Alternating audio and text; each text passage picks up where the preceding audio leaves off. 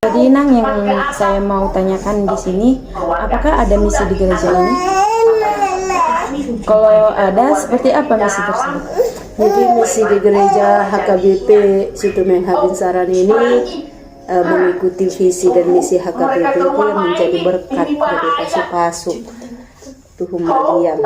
Jadi keberadaan gereja ini harus menjadi berkat di sekitar ini, di gereja ini maupun bagi jemaatnya. Bagaimana cara menerapkan misi tersebut ini? Cara menerapkan misi itu di HKBP itu secara khusus setiap tahun itu ada yang namanya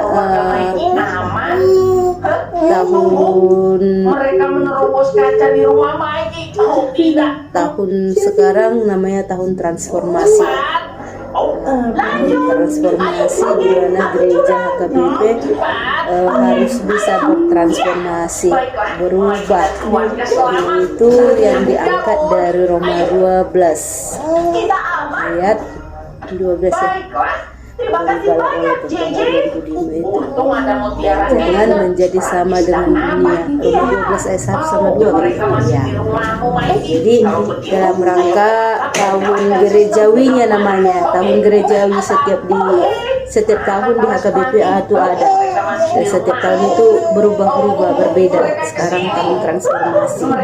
HKBP bertransformasi dari sistem yang dahulunya tidak memakai yang namanya aplikasi, sekarang itu mulai memakai aplikasi. Misalnya ada pengaplikasian database, ada pengaplikasian tentang sentralisasi keuangan, dan juga ada pencapaian dari jemaat itu sendiri, perubahan di dalam kehidupan jemaat yang pastinya sesuai dengan firman Tuhan. Pertanyaan selanjutnya, apa saja tantangan yang dihadapi dalam melakukan misi tersebut? Tantangannya ya pasti ada dari jemaat itu sendiri yang mungkin nggak terima dengan suatu perubahan. Transformasi ini namanya perubahan yang terjadi di tubuh HKBP, misalnya dari sentralisasi keuangan. Dahulunya itu kan diolah oleh gereja sendiri, jadi sekarang dia namanya ada namanya sentralisasi keuangan, di mana ada ikut andil dari pusat dalam penentuan sentralisasi ini. 55% ke pusat, 45% di Huryo itu sendiri. Itu tantangannya yang paling besar, di mana masyarakat jemaat itu kurang mengerti masih dan belum paham sebenarnya kemana tujuan sentralisasi, karena ini memang suatu hal yang sudah lama tapi baru dilakukan. Artinya ya namanya hal yang baru diterapkan, pasti ada pro dan kontranya, dan itu satu tantangan. Yang kedua tentang database jemaat, istilahnya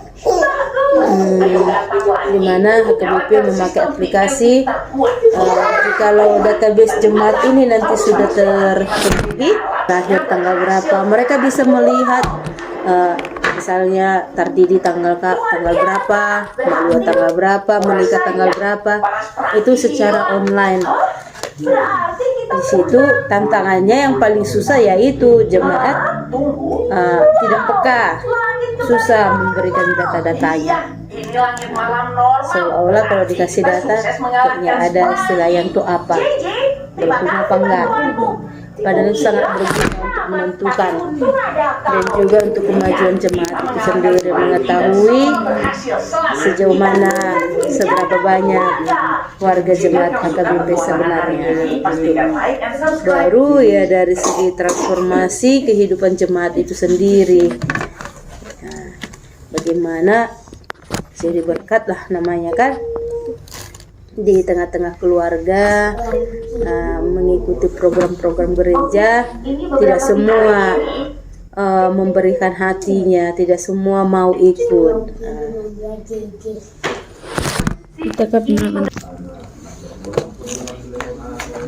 Yang selanjutnya, Inang, apa saja strategi yang bisa dilakukan untuk meminimalisir tantangan tersebut?